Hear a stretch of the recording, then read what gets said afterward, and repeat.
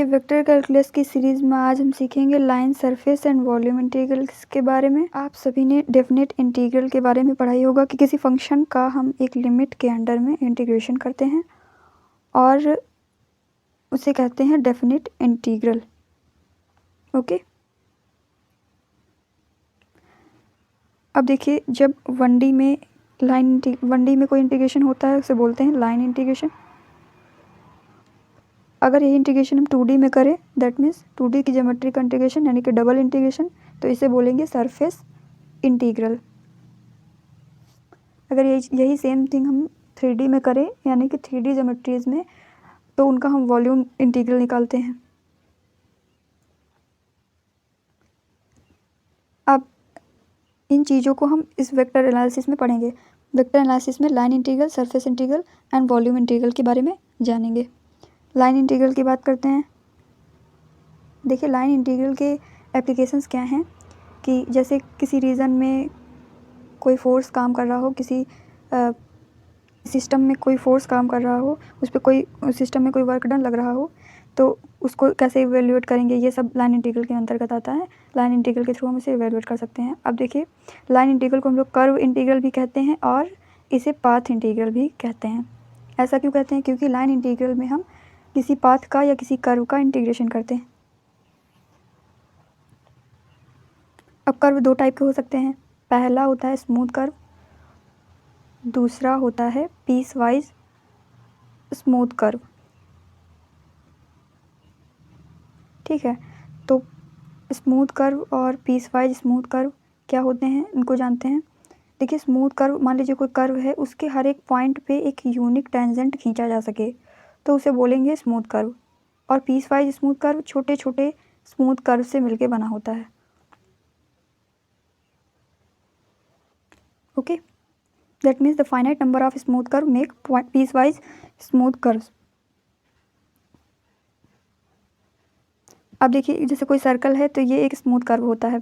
अगर हम एग्जांपल लें किसी रेक्टेंगल या फिर स्क्वायर का, तो ये एक पीस वाइज स्मूथ कर्व होता है क्योंकि ये जो है कई सारे स्मूथ कर्व से मिलके बना हुआ है। लाइन इंटीग्रल के बारे में जानते हैं। A line integral of continuous function F R over a piecewise smooth curve C is defined by integration F R D R and the region C is equal to integration fr which is the function of t dot dr by dt in the region C. This is a line integral. अब देखिए अगर कोई force काम कर रहा है किसी system में, तो अब वर्क डन कैसे निकालेंगे? वर्क डन और dr कोई स्मॉल डिस्प्लेसमेंट हो, स्मॉल डिस्प्लेसमेंट है dr, f क्या है यहाँ पे? फोर्स। तो हम वर्क डन कैसे निकालेंगे? वर्क डन का फॉर्मूला आप सभी को पता है, फोर्स इनटू डिस्प्लेसमेंट होता है इंटीग्रेशन में। Force f dot dr over the region c, this is our work done. अब एक एग्जांपल देखते हैं। Evaluate integral f dot dr in the region c where curve c is y square is equals to 4x in xy plane. Vector f दिया हुआ है आपका पहला point x square plus Y square i plus Y J. हम जानते हैं कि ये Y square equal to 4x एक पैराबोला है। ठीक है, और इसमें लिमिट्स दे दी हैं 0 0 4 4 4,4 पॉइंट है और origin point 0,0। Okay, this is our point A. x की लिमिट 0 to 4 वेरी कर रही है एंड y की लिमिट भी 0 to 4 है। अब देखते हैं integral f dot d r. यहाँ पे r क्या है? X i plus Y j plus z k, उससे डी आर हमें पता है d x i d y j plus d z k हो जाएगा।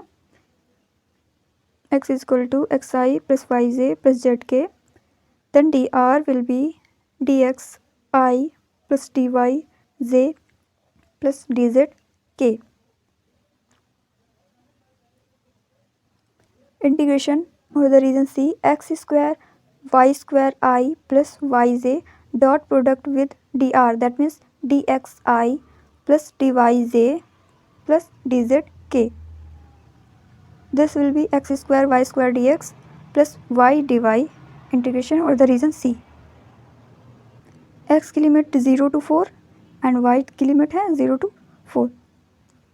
अब देखिए, अब हमें इसे एक ही टर्म में बनाना होगा, या तो हम x में बनाएं या फिर y में. देखिए, जब हम x में बनाएंगे तो फिर लिमिट्स भी x की रखेंगे, और अगर हम y में बनाते हैं तो लिमिट्स भी y की ही रखेंगे और पूरी इक्वेशन को y में कन्वर्ट करेंगे.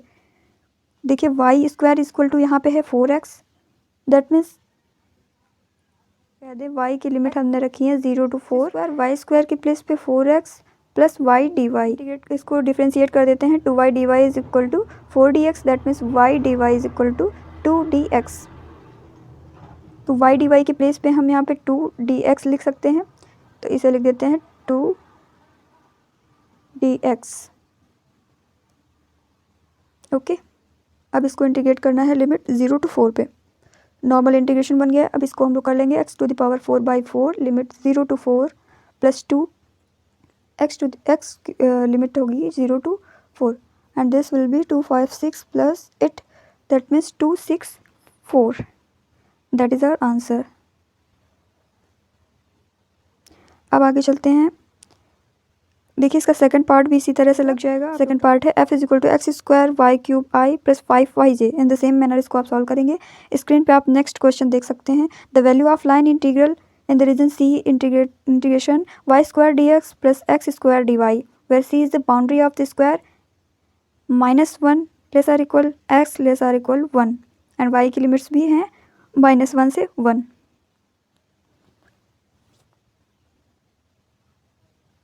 ये हमारी लिमिट्स हो गई. इनको आप सॉल्व करिएगा. नेक्स्ट क्वेश्चन देखते हैं. फंक्शन दिया हुआ है आपको x square plus x y i plus x square plus Y square j. निकालना है आपको लाइन इंटीग्रल. और यहाँ पे सी जो है वो एक स्क्वायर है जो कि इन दोनों लाइंस को ज्वाइन करता है. 4 लाइन है, सॉरी.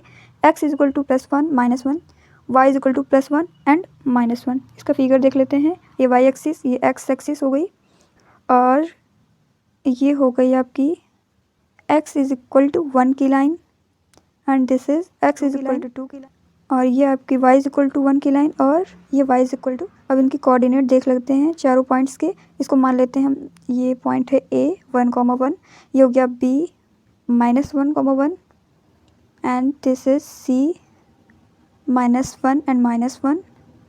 This is d 1 -1. तो ये हमारा फिगर, ये रीजन तैयार हो गया बनके. इस रीजन में हमको दिए हुए फंक्शन को इंटीग्रेट करना है. फंक्शन क्या था? f डॉट डी आर निकालना है. ठीक है, सी रीजन के अंदर, और रीजन कौन सा है? ये वाला. अब आप देख सकते हैं इसमें हम अगर अभी हमने f डॉट डी आर नहीं निकाला है. ए बी की लाइन की बात करें, यहाँ पे x इज इक्वल टू 1 है, x इज इक्वल टू 1 है दोनों जगह पे, लेकिन y की लिमिट्स जो है वेरी कर रही हैं. कहाँ से कहाँ तक? -1 से 1 तक. ठीक है, तो हम क्या करेंगे? लिमिट्स y की रखेंगे, क्योंकि x तो वेरी कर नहीं रहा है, तो हम लिमिट्स y की रखते हैं और पूरा फंक्शन जो है y में ही बनाएंगे. अभी देखिए, हमने f डॉट टी आर नहीं निकाला है, हमें फंक्शन f पता है. X square plus x y i plus x square Y square x square plus Y square j. तो इससे हम f डॉट डी आर निकाल लेते हैं. मैं डायरेक्ट डी आर की वैल्यू रख रही हूँ. क्या हो जाएगा? X square plus y x y i plus x square plus Y square j and dot product with d x i plus d y j. K का टर्म नहीं लिख रही हूँ क्योंकि वो डायरेक्ट 0 हो जाएगा. X square plus x y d x plus x square plus Y square, यहाँ पे प्लस था, d y. Okay, in the region C. इसको इंटीग्रेट करना है. सी रीजन हमें पता चल गया है. लिमिट्स क्या है? -1 से 1. -1 से 1 लिमिट पता है, और इसको हम पूरी इक्वेशन को y में कन्वर्ट कर रहे हैं. देखिए, हमें x की वैल्यू पता है 1, तो हम x इज इक्वल टू 1 रख सकते हैं. 1 प्लस वाई डी एक्स के प्लेस पे हम 0 कर सकते हैं, क्योंकि x इज इक्वल टू 1 है. Then D X will be 0. This is 0 plus limit -1 to 1 x is equal to 1 y is equal to y dy and this section will be 0। तो इसमें करते हैं limit -1 to 1 1 + y² dy। Okay, and this section will be 0। Now integration. अब ये different integral की property से हम लोग 0 to 1 लिमिट लिख सकते हैं और 1 + y² dy। This will be 2, integration करेंगे तो y 0 to 1 limit plus 2y³ limit 0 to 1 and this will be 2 + 2/3। This is 8/3। देखिए हमने ए बी लाइन का इंटीग्रेशन निकाल लिया है। Line integral of A B आया है 8/3। इन द सेम मैनर हम बी सी के लिए निकालेंगे line integral of B C, और फिर हम सी डी के लिए निकालेंगे F.dr, और इसी तरीके से हम डी ए के लिए भी निकालेंगे। इन चारों को निकालने के बाद में देखिए इनकी वैल्यू मैं डायरेक्ट लिख देती हूँ। फर्स्ट की 8/3 निकली है, सेकंड आएगी आपकी -2/3, थर्ड आएगी 8/3 माइनस का, एंड फोर्थ आएगी 2/3। ये 8/3 माइनस का है। ओके, अब इन चारों वैल्यूज़ को हम क्या करेंगे, हमें निकालना क्या था, F.dr in the region C। यहाँ पे C क्या था, स्क्वायर था जो कि A B B C C D और डी ए लाइन से मिलके बना था। तो इन चारों को हम ऐड करके इसका लाइन इंटीग्रल निकालेंगे। CD F.dr plus DA F.dr। Okay, अब इनकी वैल्यूज लिख देते हैं। 8/3 -2/3 -8/3 एंड प्लस 2/3। ये आ जाएगा आपका 0 and this is our answer. Thank you.